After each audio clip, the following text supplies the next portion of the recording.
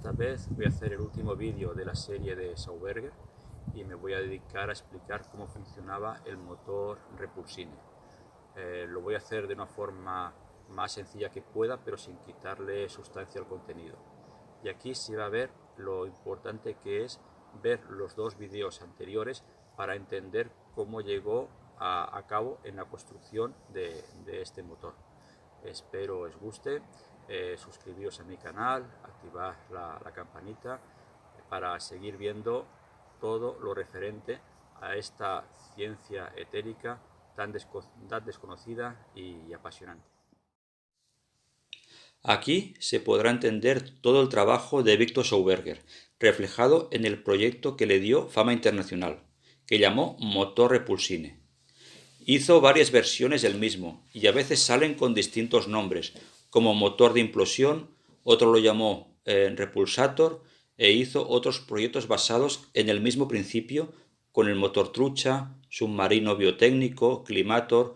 Su obra fue muy extensa y siempre imitando la naturaleza, combinando efectos o características físicas o químicas contrarias para provocar lo que Sauberger llamó vacío biológico, y ese vacío al activarse daba el efecto de vitalidad deseado. Este vacío biológico no es la ausencia de algo o de todo.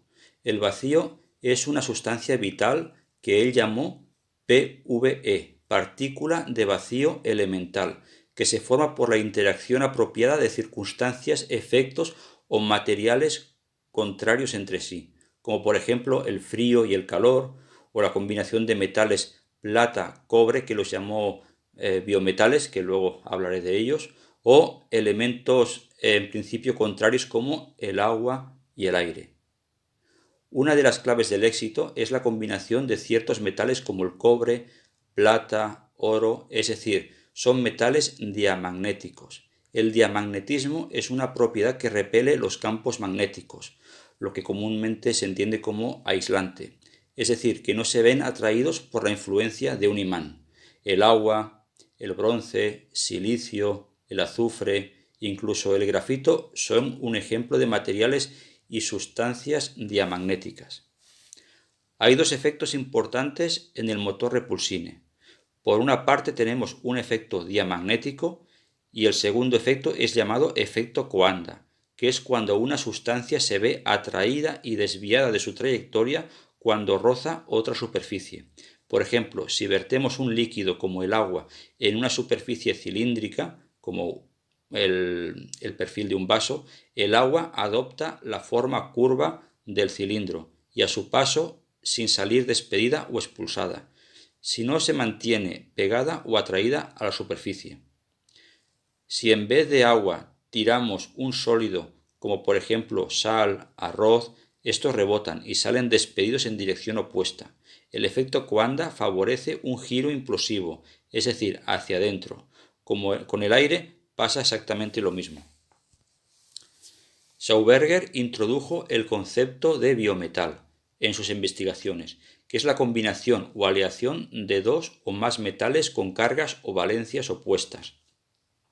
La plata tiene carga positiva y el cobre tiene carga negativa, con una combinación o interacción entre el principio masculino y femenino, ya que vio que esta interacción de opuestos es la única que funcionaba, ya que los polos positivos por un lado no crean nada y los femeninos por otro lado tampoco crean nada. Tiene que haber una interacción del principio masculino y femenino para que se produzca una creación.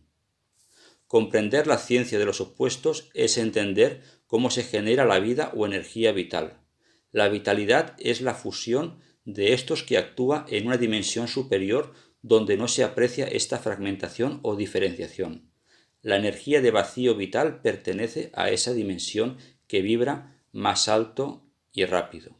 Y cuando me refiero que vibra más alto y rápido, no me estoy refiriendo a una frecuencia basada en los hercios, que las energías basadas en los hercios, cuando más altas, más perjudiciales son.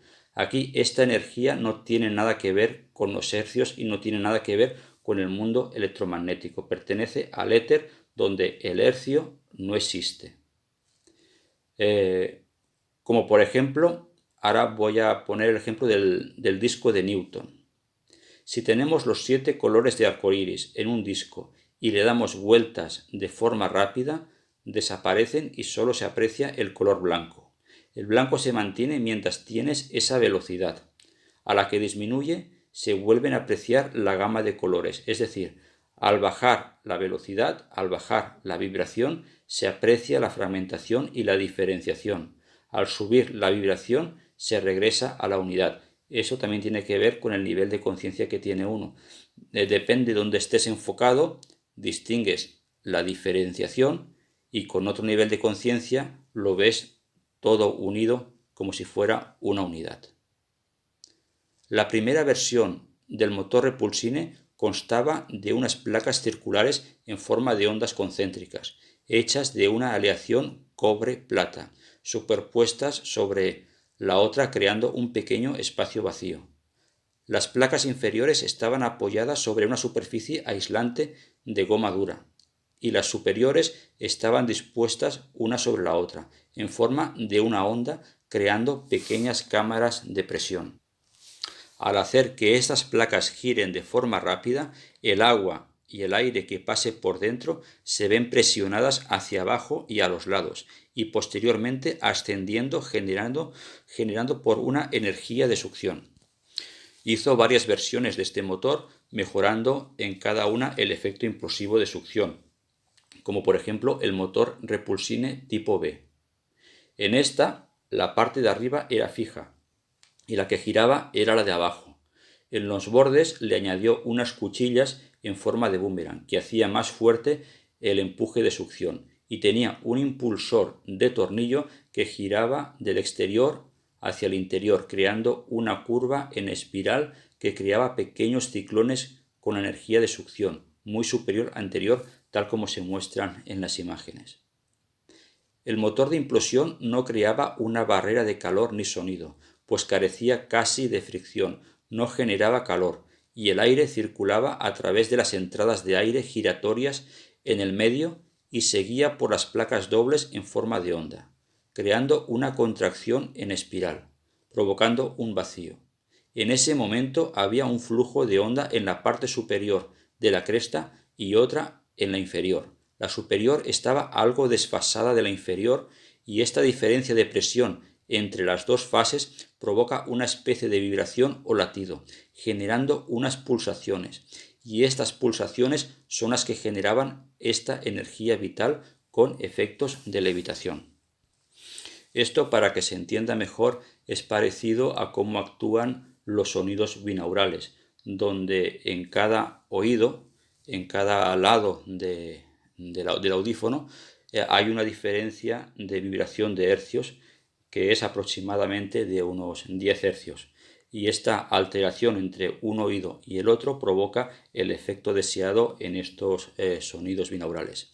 Pues con el motor Repulsine es el mismo principio, pero con presión. El motor Repulsine utilizaba un motor eléctrico de arranque, aunque dijo que no era imprescindible, pues se podía sustituir con una manivela. El calor de este motor calentaba el agua fría que entraba en el centro y se expandía por las placas ondulantes y luego ascendía en forma de vapor y aire caliente por una chimenea de tuberías enroscadas en espiral, proporcionando aire seco que facilitaba la electrostática, como una tormenta o tornado. Este ciclo se repetía constantemente hasta que ya funcionaba por sí solo sin necesidad del motor de arranque. La fuente de energía era la diferencia de temperatura entre el agua fría y caliente y seco. Este vacío provocado entre contrastes provoca la generación de éter o energía vital, y cuando esta energía vital se generaba en el motor de Repulsine tipo B, hacía brillar las turbinas. Aquí vemos que el efecto electrostático es muy importante. Esto recuerda a lo que yo he comentado en vídeos anteriores sobre lo que es el Templo de Salomón y el Arca de la Alianza. El Arca de la Alianza era una caja, un condensador en forma de capas, que en la parte superior tenía 2 querubines que se tocaban con las alas. Bien, esto llevado al exterior, como por ejemplo en un desierto de clima seco, como había en ese tiempo, por la acción del viento y la fricción electrostática se activaba la energía, se creaba una chispa electrostática provocada por la fricción y entonces se activaba el funcionamiento de este arca de la alianza. Más o menos tiene un funcionamiento muy parecido con el mismo principio. Continuemos. Hitler se vio atraído por el trabajo de Victor Schauberger y le obligó a trabajar para él en un campo de concentración de Mauthausen, para desarrollar conceptos sobre la dinámica de vórtices, y colaboró con los fabricantes de motores Heinkel y Messerschmitt. Y en 1941 activaron sin permiso de Schauberger una versión de 2,4 metros de diámetro. El aire de succión que se generó era tan fuerte, entre 10.000 y 20.000 revoluciones por minuto, que provocó un efecto de levitación, que se elevó hasta el techo del taller y rebotó contra el suelo, destruyéndolo en pedazos. Schauberger se enojó y reclamó por qué no le habían avisado. Le contestaron que él simplemente era un simple empleado y no necesitaba que le dieran ningún tipo de explicación. Según los cálculos de Schauberger, este prototipo tenía una fuerza de levitación que podía levantar un peso de 228 toneladas. Este fue el inicio de la creación de los ovnis nazis. Estos ovnis no salían al espacio, no eran naves espaciales, sino que eran prototipos de aeronaves en forma de platillo con unas propiedades aeronáuticas superiores a las de un avión normal. Al terminar la Segunda Guerra Mundial, estos proyectos quedaron en el olvido y se cree que fueron desviados a la Antártida. Y oficialmente estos inventos nunca fueron de interés. Y por arte de magia, de repente, a finales de la década de los 40 y 50, hubo una lluvia de avistamientos de platillos volantes, especialmente en Estados Unidos y otras partes del mundo, con formas y diseños que recordaban mucho a los de Schauberger, realmente muy sospechoso. En un artículo de la revista Implosión, escrito por A. Kammas, comentaba esto sobre unos avistamientos en Praga. Hay muchos rumores sobre lo que Schauberger estaba haciendo en realidad durante ese periodo, la mayoría de los cuales sugieren que estaba a cargo del desarrollo de discos volantes, contratado por el ejército. Luego se supo que el disco volante lanzado en Praga el 19 de febrero de 1945, que se elevó a una altitud de 15.000 metros en 3 minutos y alcanzó una velocidad hacia adelante de 2.200 km por hora, fue un desarrollo del prototipo que él construyó en el campo de concentración de Mauthausen. Schauberger escribió: «Oí por primera vez lo de este suceso después de la guerra a través de uno de los técnicos que había trabajado conmigo. En una carta a un amigo fechada el 2 de agosto de 1956, Schauberger comentaba: se suponía que la máquina había sido destruida justo antes del final de la guerra por orden de Keitel».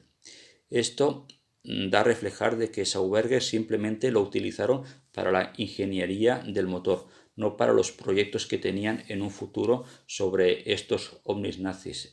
Schauberger nunca le interesó la aeronáutica y los proyectos militares, pero se vio obligado a trabajar para el ejército en una época de guerra y no le quedó más remedio. Y no le daban toda la información sobre el proyecto, simplemente le decían que tenía que hacer perfecciones sobre el motor Repulsine, nada más.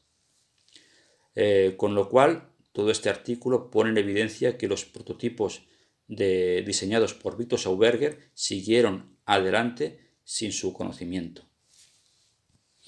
A lo largo de la historia se ha intentado desprestigiar mucho a Schauberger, aludiendo que su motor Repulsine no funcionaba o incluso que hasta que no existía.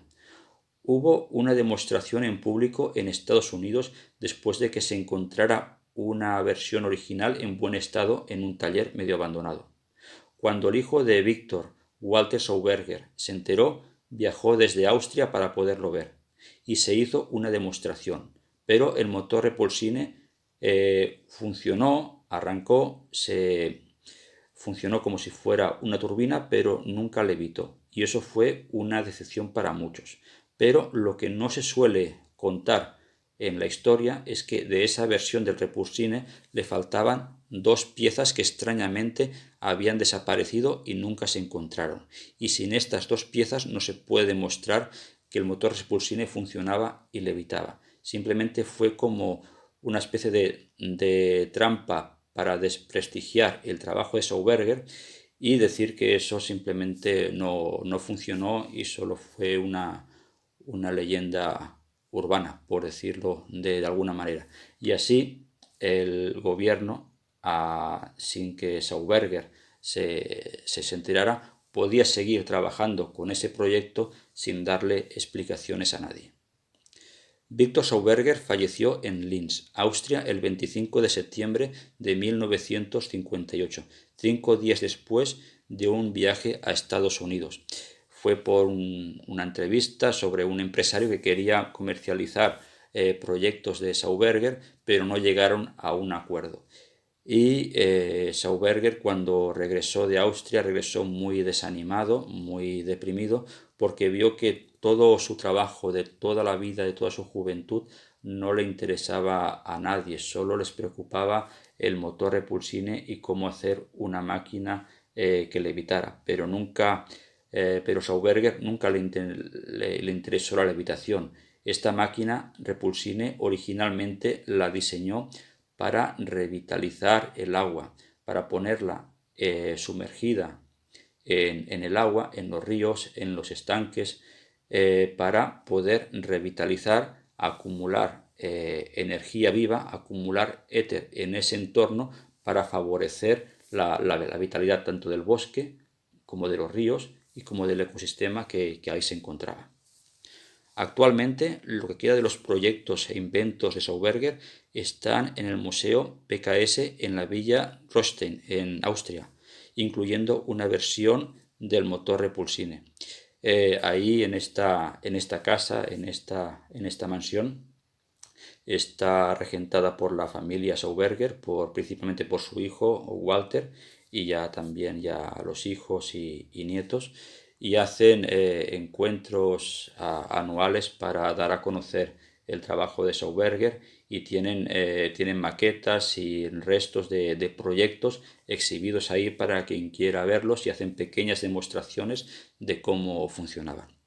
Bien, eso es todo. Espero que os haya gustado el vídeo y si queréis profundizar más en el trabajo de Sauberger, os recomiendo el libro titulado Energías Vivas, que es el único o casi el único editado en español, pero existen muchos más en alemán y en inglés. Aquí he reflejado en estos 3 vídeos de una forma lo más esencial y resumida que he podido hacer para entender el trabajo de este hombre, que fue grandioso. Lógicamente se puede extender mucho más, pero para no hacerlo más aburrido lo he concentrado en estos 3 vídeos. Hasta pronto y nos vemos en otro vídeo.